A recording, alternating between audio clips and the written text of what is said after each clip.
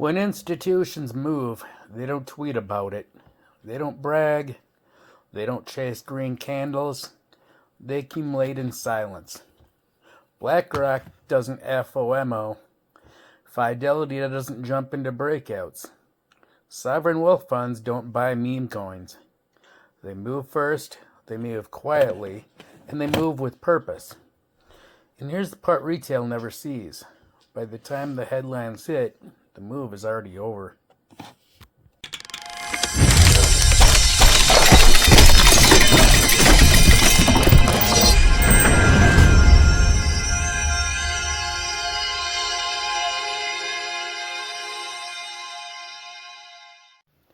Last week, we broke down altcoin seasons.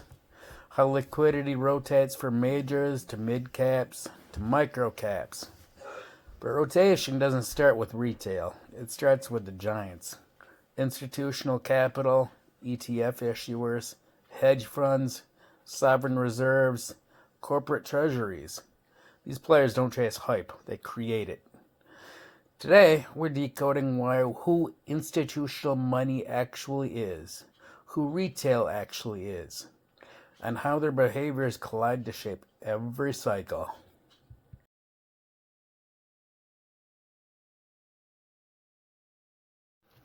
When people hear institutional money, they imagine some faceless entity. But institutions have names: BlackRock, Fidelity, Vanguard, Franklin Templeton, hedge funds like Millennium, Citadel, Point72, sovereign wealth funds like Norway's Oil Fund, Singapore's GIC, Abu Dhabi's ADIA, corporate treasuries like MicroStrategy, Tesla, and publicly traded miners. These are the players who move billions without blinking. Retail is the opposite. Retail is the Coinbase user, the Robinhood crowd, the TikTok investor, the guy who buys because a friend texted him, the person who sees a green candle and thinks they're early. Retail is emotional. Retail is reactive, and retail is loud. And here's the tension that drives the entire market. Institutions fear being early and wrong. Retail fears being late and left out. Those two fears do collide, and that collision is the spark that ignites every cycle.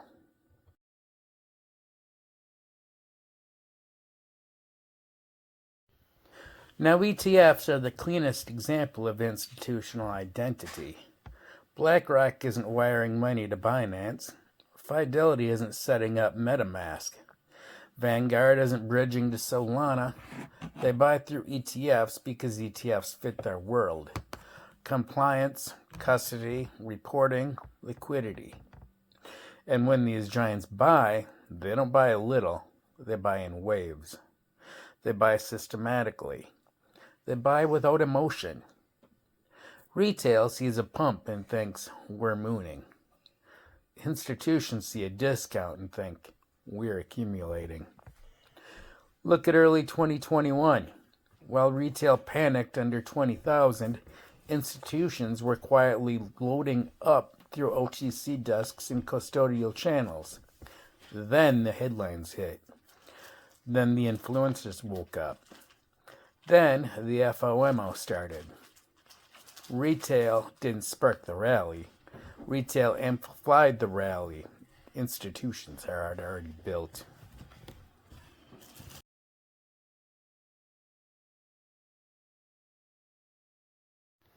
Sovereign reserves are a different identity entirely.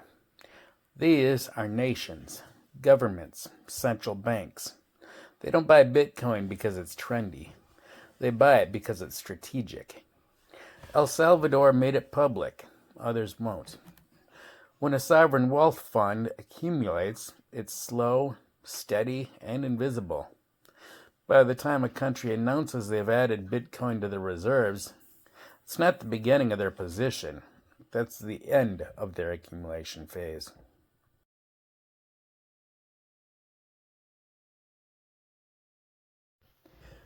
And narratives don't appear out of thin air. They're engineered.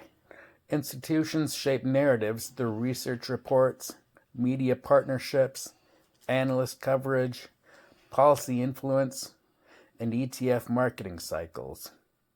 Retail thinks narratives predict price. Institutions use narratives, on the other hand, to justify positions they've already built. So when you see a bullish headline, don't ask what it means. Ask who benefits from you believing it. Because the answer is almost never retail.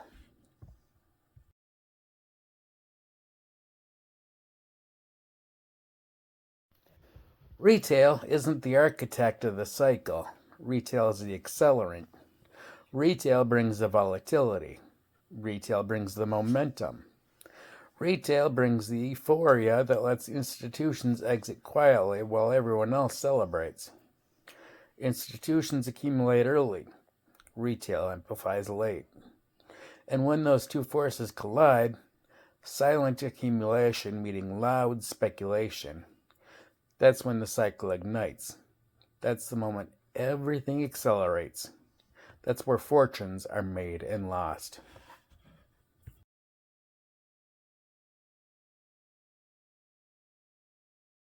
So if you want to understand the market, stop watching price and start watching identities.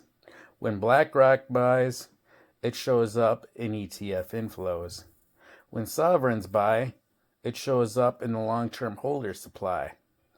When hedge funds buy, it shows up in OTC volume and custodial wallets. When retail buys, it shows up then on TikTok, in meme coins, in leverage spikes, in exchange flows. Institutions always move first. Retail reacts second. Price moves last. Once you understand who is moving, you understand why the market is moving. And once you understand why, the entire market stops looking random.